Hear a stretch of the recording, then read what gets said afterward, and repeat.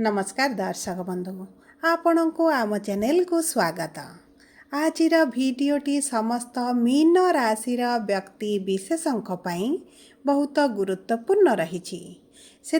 आपणकर जदि मीन राशि होता है तेबे यह भिडटी को निश्चित भाव थरे मात्र शेष पर्यंत देखंतु एवं निजर व्यस्त बहुल समय मध्यरु मात्र 10 मिनिट समय आपण निज पाई दियंतु एवं जानतु एही 19 तारिख परठारु हेबाकु थिबा विराट परिवर्तनर भविष्यवाणी विषय देखंतु दर्शक बंधु एही अगस्ट मास 19 तारिख परठारु आपणक राशि रे हेबाकु थिबा तीनोटी परिवर्तन प्रथम हैला एही अगस्ट मास रे हेबाकु जाउछि बुधंकर बकरीरु मार्गी चलन ता सहित 17 तारिख रे सूर्य करिसंती राशि परिवर्तन 21 तारिख रे शुक्र करिवे एवं 30 तारिख रे पुनर्बार बुध करुछंती राशि परिवर्तन एवं गोटिए मासरे 2 थर बुधंकर परिवर्तन आपणक जीवन रे निश्चित भाव एही अगस्ट मास 19 तारिख परठारु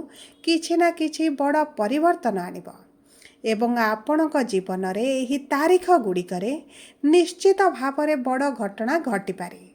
सेथिपाई आपण आम सह भिडियोर शेष पर्यंत जोड़ी होई रुहंतु एवं जानतु एही तारिख गुड़िकरे आपणक जीवन रे शुभ परिवर्तन हेबो ना अशुभ परिवर्तन हेबो ता सहित जानतु आपणकर केउ क्षेत्रटी प्रभावित हेबो आपणकर स्वास्थ्य ना शिक्षा ना प्रेम संपर्क ना वैवाहिक जीवन ना पारिवारिक संपर्क ना आपणक क्यारियर ना आपणक व्यापार वाणिज्य सेथिपाई आम सह जोड़ी होई रुहंतु एवं जानतु केउ क्षेत्र रे आपण शुभ फल पाइबे केउ क्षेत्र रे अशुभ फल पाइबे।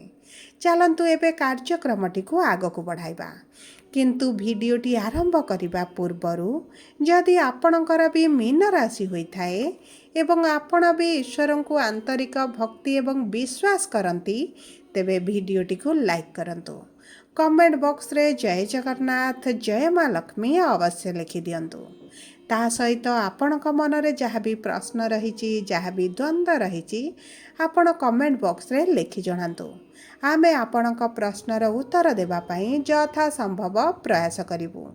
देखंतु विलंब हेले मध्य आपणक प्रश्नर आमे निश्चित उत्तर देबु ता सहित दर्शक बंधु आम सह जोगाजोग करिबा पई वीडियोर मध्य भाग रे एक व्हाट्सएप नंबर टिए दिया जाइछि जो नंबर साहाय्य आपण आम सह जोगाजोग करी निजर नूतन कुंडली प्रस्तुत करि परिबे कुंडली विश्लेषण कराई परिबे किंबा आपणकर चाकरी विवाह व्यवसाय प्रेम संपर्क को नहीं किछि समस्या रहिछि ताहार सहजरे समाधान करि परिबे। सेतिपई आम सह जोड़ी होई रुहंतु व्हाट्सएप नंबर माध्यम रे आम सह जोगाजोग करंतु। एबे आसंतु कार्यक्रमटी को आग को बढ़ाइबा एवं जानिबा आपणकर एही 19 तारिख परठारु केउ केउ परिवर्तन हेबाकु जाउछि किंतु ता पूर्वरु जानिबा आपणक मीन राशि रे नवग्रहकर स्थितिटी किभଳି रहिछि। आपणकर प्रथम गृह रे शनि चतुर्थ गृह रे गुरु एवं शुक्र पंचम गृह रे बुध षष्ठ गृह रे सूर्य एवं केतु सप्तम गृह रे मंगल एवं द्वादश गृह रे राहु विराजमान होइछंती जहा फल रे सेही गृह गुड़िकरे सेमानंकर प्रभाव अधिक रहिबो। तेबे सर्वप्रथम आसंतु जानिबा आपणकर स्वास्थ्य किभଳି रहिबो। देखंतु स्वास्थ्य कुंडलीर प्रथम गृहरु जणा पड़े एवं आपणक षष्ठ गृह मध्य रोगर ऋणर रिपुर गृह होइथिबारु आपणक स्वास्थ्य संबंधित मध्य सूचना सेठारु मिलथाए। देखंतु आपणक प्रथम गृह रे शनि विराजमान होइछांती सबु परे प्रथमे आपण ध्यान दे सुनिबा आवश्यक जे आपणक कुंडली रे शनिकर स्थितिटी किभଳି रहिछि कारण आपणकर शनिकर 7.5 द्वितीय चरण चलिछि जहा फल रे शनिकर अधिक प्रभाव आपणक राशि उपरे रहिछि तेणु करी आपणक कुंडली को थरे विश्लेषण कराई शनिकर स्थिति प्रथमे जानतु शनि उच्च अछंती बा नीच अछंती शनि आपणकर मित्र गृह रे बा शत्रु गृह रे अछंती कारण आपणकर जदि शनि भल स्थिति रे थिबे तेबे आपणक पई बहुत भल शुभ फल प्रदान करिवे आपणक आशा ठारू मध्य अधिक शुभ फल आपणक प्रदान करिवे। जदि आपणक कुंडली रे शनि खराब स्थिति रे अछंती पीड़ित अछंती ତେବେ ଆପଣଙ୍କ ଉପରେ ଶନିଙ୍କର ପ୍ରକୋପଟି ବଢ଼ିପାରେ। ଏବଂ ଯଦି ବି ଆପଣ ଏବେ କିଛିଟା ସମସ୍ୟା ଦେଖୁଛନ୍ତି, ତେବେ ଆପଣଙ୍କ କୁଣ୍ଡଳୀରେ ନିଶ୍ଚିତ ଭାବରେ ଶନି ଖରାପ ଅଛନ୍ତି ବା ଆପଣଙ୍କ ଶନି ପୀଡ଼ିତ ଅଛନ୍ତି। ଆପଣ କୁଣ୍ଡଳୀ ବିଶ୍ଳେଷଣ କରାଇ ଶନିଙ୍କର ସ୍ଥିତି ଜାଣି ଆପଣଙ୍କ ଶନିଙ୍କର କିଛିଟା ଉପାୟ କରି କିଛିଟା ପ୍ରକୋପରୁ ଆପଣ ରକ୍ଷା ପାଇପାରିବେ। ଦେଖନ୍ତୁ, ଆପଣଙ୍କ ପ୍ରଥମ ଗୃହରେ ଶନି ଥିବାରୁ ଆପଣଙ୍କର ମାନସିକ ସ୍ୱାସ୍ଥ୍ୟ ବହୁତ ଅଧିକ ପୀଡ଼ିତ ରହିବ। ଆପଣ ମାନସିକ ସ୍ତରରେ ଅସନ୍ତୋଷ ରହିବେ, ମାନସିକ ସ୍ତରରେ ଆପଣ କିଛିଟା ଚିନ୍ତିତ ରହିବେ, ଆପଣଙ୍କ ମନରେ ବହୁତ ଗୁଡ଼ିଏ ଦୁଶ୍ଚିନ୍ତା ରହିବ। ଦେଖନ୍ତୁ, ମାନସିକ ଦୁଶ୍ଚିନ୍ତା, ମାନସିକ ସ୍ତରରେ ଏଇ ଯେଉଁ ଅସୁସ୍ଥତାଟି ଆପଣଙ୍କ ଶାରୀରିକ ସ୍ୱାସ୍ଥ୍ୟକୁ ମଧ୍ୟ ପ୍ରଭାବିତ କରିବ। କାରଣ ଆପଣଙ୍କ ମାନସିକ ସ୍ୱାସ୍ଥ୍ୟ ହିଁ ଶାରୀରିକ ସ୍ୱାସ୍ଥ୍ୟକୁ ନିୟନ୍ତ୍ରଣ କରିଥାଏ। ଆପଣଙ୍କର BP, ଡାଇବେଟିସ୍, କୋଲେଷ୍ଟ୍ରଲ୍ କିମ୍ବା ଆପଣଙ୍କର ବ୍ଲଡ଼ ରିଲେଟେଡ୍ ସମସ୍ୟା କିଛିଟା ବଢ଼ିବାର ବହୁତ ଅଧିକ ସମ୍ଭାବନା ଅଛି। ତା ସହିତ ଦେଖନ୍ତୁ, ଶନି ପ୍ରଥମ ଗୃହରେ ଥିବାରୁ ଆପଣଙ୍କ ଅସ୍ଥି ସମ୍ବନ୍ଧିତ ସମସ୍ୟା ମଧ୍ୟ ଦେଖାଦେଇପାରେ। ଆପଣଙ୍କ ଆଣ୍ଠୁ, ଗଣ୍ଠି, ଅଣ୍ଟା ବା ହାତ କୌଣସି ନା କୌଣସି ଅସ୍ଥିରେ ଆପଣ ପୀଡ଼ା ଯନ୍ତ୍ରଣା ଅନୁଭବ କରିପାରନ୍ତି।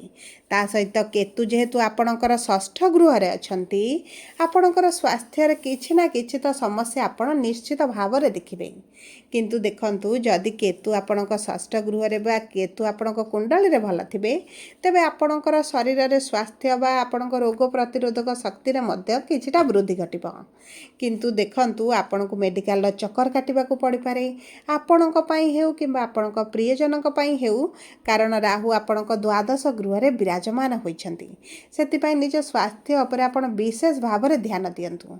ଆପଣ ପ୍ରତିଦିନ ଯୋଗ ପ୍ରାଣାୟାମ କରିବା ଜାରି ରଖନ୍ତୁ।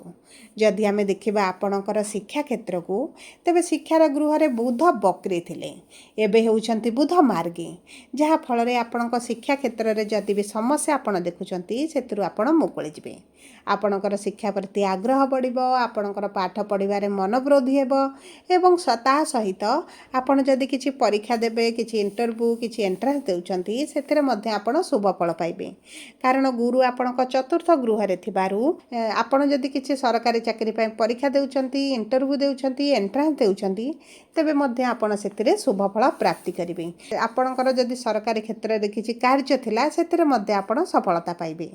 ସବୁ ପରେ ଦେଖନ୍ତୁ, ଆପଣଙ୍କ କୁଣ୍ଡଳୀରେ ସରକାରୀ ଚାକିରି ଯୋଗ ଅଛି କି ନାହିଁ ତାହା ଗୁରୁତ୍ୱପୂର୍ଣ୍ଣ। ଯଦି ଆପଣଙ୍କର ସରକାରୀ ଚାକିରି ଯୋଗ ରହିଥିବ, ତେବେ ନିଶ୍ଚିତ ଭାବରେ ଆପଣଙ୍କର ଚାକିରି ହୋଇଯିବ। ଯଦି ଆମେ ଦେଖିବା ଆପଣଙ୍କ ପ୍ରେମ ସମ୍ପର୍କକୁ, ତେବେ ପ୍ରେମ ସମ୍ପର୍କରେ ପ୍ରେମ ରୋମାନ୍ସର ବୃଦ୍ଧି ଘଟିବ। ଆପଣଙ୍କ ସାଥୀଙ୍କ ସହିତ ଆପଣ ଏକତ୍ର ସମୟ ଅତିବାହିତ କରିବେ। ଆପଣଙ୍କ ସାଥୀଙ୍କ ସହିତ ଯଦି ପୂର୍ବରୁ କିଛି ସମସ୍ୟା ଥିଲା, ତାହା ଆପଣଙ୍କର ସମାଧାନ ହୋଇଯିବ। ଆପଣଙ୍କ ସମ୍ପର୍କରେ କୌଣସି ବି ବିଶେଷ ସମସ୍ୟା ଆପଣ ଦେଖିବେ ନାହିଁ। ଯଦି ଆମେ ଦେଖିବା ଆପଣଙ୍କର ବିବାହର ଯୋଗକୁ ବା ବୈବାହିକ ସମ୍ପର୍କକୁ, ତେବେ ବିବାହର ଗୃହ ହେଉଛି ଆପଣଙ୍କର ସପ୍ତମ ଗୃହ ଏବଂ ସେହି ଗୃହରେ ମଙ୍ଗଳ ବିରାଜମାନ କରିଛନ୍ତି। ଗୁରୁଙ୍କର ଦୃଷ୍ଟି ମଧ୍ୟ ରହିଛି। ତା ସହିତ ଆପଣଙ୍କର ଯେହେତୁ ଗୁରୁଙ୍କର ଶୁଭ ଦୃଷ୍ଟି ପଡ଼ୁଛି, ଆପଣଙ୍କ ବିବାହ ପାଇଁ ଭଲ ସମୟ ମଧ୍ୟ ରହିଛି। କିନ୍ତୁ ଗୁରୁଙ୍କର ଶୁଭ ଦୃଷ୍ଟି ସତ୍ତ୍ୱେ ମଧ୍ୟ ଯଦି ଆପଣଙ୍କର ବିବାହ ହୋଇପାରୁନି, ତାହେଲେ ଆପଣ ଦେଖନ୍ତୁ, ଆପଣଙ୍କର ଗୁରୁ ପୀଡ଼ିତ ଅଛନ୍ତି। କିନ୍ତୁ ଏହି ସମୟ ମଧ୍ୟରେ ଯଦି ମୀନ ରାଶିର ବ୍ୟକ୍ତିମାନେ ବିବାହ ପାଇଁ ଯୋଜନା କରନ୍ତି, ତେବେ ଆପଣଙ୍କ ବିବାହ ନିଶ୍ଚିତ ହୋଇଯିବ। ପୂର୍ବରୁ ଯଦି ଆପଣ ବିଳମ୍ବ ଦେଖୁଥିଲେ, ବିବାହରେ ସମସ୍ୟା ଦେଖୁଥିଲେ, ଅଚାନକ ବିବାହ ଭାଙ୍ଗି ଯାଉଥିଲା କିମ୍ବା ଆପଣଙ୍କର ବିବାହ ଠିକ୍ ହୋଇ ମଧ୍ୟ ବହୁତ ଦିନ ପର୍ଯ୍ୟନ୍ତ ଅଟକି ରହୁଥିଲା, ତେବେ ଏହିସବୁ ସମସ୍ୟା ଆପଣଙ୍କର ଦୂର ହୋଇଯିବ। ଯଦି ଆମେ ଆପଣଙ୍କ ବୈବାହିକ ସମ୍ପର୍କକୁ ଦେଖିବା, ତେବେ ସମ୍ପର୍କ ଆପଣଙ୍କର ବହୁତ ଭଲ ରହିବ। ଆପଣଙ୍କ ସାଥୀ ଟିକେ ଜିଦ୍ଦି କରିପାରନ୍ତି। ଆପଣଙ୍କ ସାଥୀଙ୍କ ସ୍ୱଭାବରେ କିଛିଟା ରାଗ, ରୁଷା ଭଳି ସମସ୍ୟା ଦେଖା ଦେଇପାରେ। ମୋଟାମୋଟି ଭାବେ ଦେଖିବାକୁ ଗଲେ ଆପଣଙ୍କ ସମ୍ପର୍କ ବହୁତ ଭଲ ରହିବ। ଯଦି ଆମେ ଆପଣଙ୍କ କର୍ମକ୍ଷେତ୍ରକୁ ଦେଖିବା, ତେବେ କର୍ମର ଗୃହର ସ୍ୱାମୀ ହେଉଛନ୍ତି ଗୁରୁ, ଯିଏ ଆପଣଙ୍କର ଚତୁର୍ଥ ଗୃହରେ ବିରାଜମାନ କରି ଆପଣଙ୍କର ଦଶମ ଗୃହକୁ ଦୃଷ୍ଟି ଦେଉଛନ୍ତି, ଯାହାଫଳରେ କର୍ମକ୍ଷେତ୍ର ପାଇଁ ବହୁତ ଭଲ ସମୟ ରହିଛି। ଯଦି ଆପଣ କର୍ମ ସନ୍ଧାନରେ ଅଛନ୍ତି, ତେବେ ଆପଣଙ୍କର ଚାକିରି ହେବାର ମଧ୍ୟ ବହୁତ ଅଧିକ ସମ୍ଭାବନା ଅଛି। କର୍ମକ୍ଷେତ୍ରରେ ଶୁଭ ଫଳ ପାଇବେ। କର୍ମକ୍ଷେତ୍ରରେ ଆପଣଙ୍କ ସମସ୍ୟା ଦୂର ହୋଇଯିବ। ଗୁରୁତୁଲ୍ୟ ବ୍ୟକ୍ତିମାନେ ଆପଣଙ୍କୁ ସହାୟକ ହେବେ, ଆପଣଙ୍କୁ କିଛି ଉପଦେଶ ଦେବେ ଏବଂ ତାଙ୍କ କଥା ଯଦି ମାନନ୍ତି, ଆପଣ କର୍ମକ୍ଷେତ୍ରରେ ବହୁତ ଉଚ୍ଚ ସ୍ତରରେ ପହଞ୍ଚିଯିବେ। ଯଦି ଆମେ ଆପଣଙ୍କ ବ୍ୟବସାୟକୁ ଦେଖିବା, ତେବେ ବ୍ୟବସାୟରେ ମଧ୍ୟ ଆପଣଙ୍କୁ ସମାନ ସଫଳତା ମିଳିବ। ଆପଣଙ୍କ ବ୍ୟବସାୟରେ କୌଣସି ବି ସମସ୍ୟା ଦେଖାଯିବ ନାହିଁ। ମୋଟାମୋଟି ଭାବେ ଦେଖିବାକୁ ଗଲେ କର୍ମକ୍ଷେତ୍ର ଆପଣଙ୍କର ବହୁତ ଭଲ ରହିଛି, କିନ୍ତୁ ଆପଣଙ୍କ ଶିକ୍ଷା ଏବଂ ସ୍ୱାସ୍ଥ୍ୟ କ୍ଷେତ୍ରରେ କିଛିଟା ଶୁଭ ପରିବର୍ତ୍ତନ ପାଇଁ ଆପଣ ପ୍ରତିଦିନ ଗୁରୁଙ୍କର ବୀଜ ମନ୍ତ୍ର ଜପ କରନ୍ତୁ। ତା ସହିତ ଶନିଙ୍କର 7.5 ଯେହେତୁ ଚାଲିଛି, ଆପଣ ଶନିଙ୍କର ବୀଜ ମନ୍ତ୍ର 108 ଥର ପ୍ରତିଦିନ ପାଠ କରନ୍ତୁ। ହନୁମାନ ଚାଳିଶା ପାଠ କରନ୍ତୁ। କଳା କୁକୁରଙ୍କୁ କିଛି ଖାଦ୍ୟ ଦିଅନ୍ତୁ। କାଉଙ୍କୁ ମଧ୍ୟ କିଛି ଖାଦ୍ୟ ଦିଅନ୍ତୁ। ଏହା ଆପଣଙ୍କ ପାଇଁ ବହୁତ ଅଧିକ ଶୁଭଦାୟକ ରହିବ। ଯଦି ଆପଣଙ୍କର ମୀନ ରାଶି ହୋଇଥାଏ, ଭିଡ଼ିଓଟି କିଭଳି ଲାଗିଲା କମେଣ୍ଟ ବକ୍ସରେ ଲେଖି ଜଣାନ୍ତୁ। ଯଦି ଆପଣଙ୍କ ପ୍ରିୟଜନଙ୍କର ମୀନ ରାଶି ହୋଇଥାଏ, ଭିଡ଼ିଓଟି ତାଙ୍କ ସହ ସେୟାର କରନ୍ତୁ। ଯଦି ପ୍ରଥମ ଥର ଆମ ଚ୍ୟାନେଲକୁ ଆସିଛନ୍ତି, ଚ୍ୟାନେଲଟିକୁ ସବସ୍କ୍ରାଇବ୍ କରନ୍ତୁ।